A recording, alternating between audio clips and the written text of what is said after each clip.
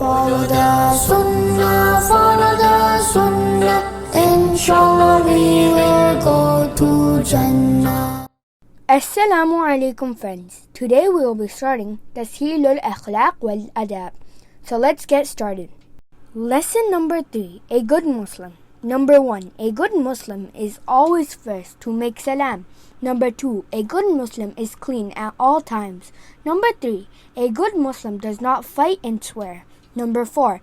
A good Muslim is not rude to his parents, friends, and workers.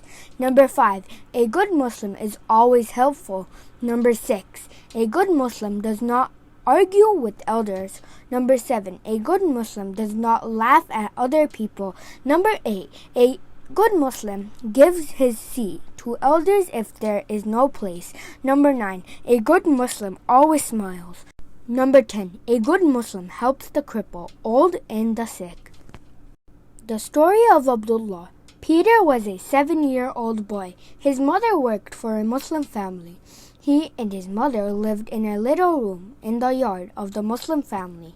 Every day after school, Peter played with the Muslim children who lived at the house where his mother worked.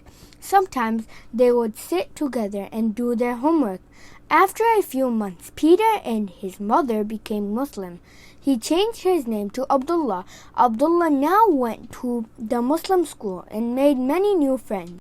One day, the teacher asked Abdullah to explain to the class why he decided to become a Muslim. Abdullah said that he became a Muslim because he saw how the Muslim children behaved at the house where his mother worked. He saw that they always made salam when they met each other. They washed their hands before and after eating.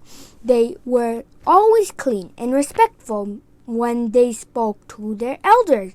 He noticed that they respected his mother in the same way as they respected their own parents. Abdullah said that he decided to become a Muslim after he saw how Muslim people prayed and cared for the poor and needy. Your manners tell people about your religion. Jazakallah.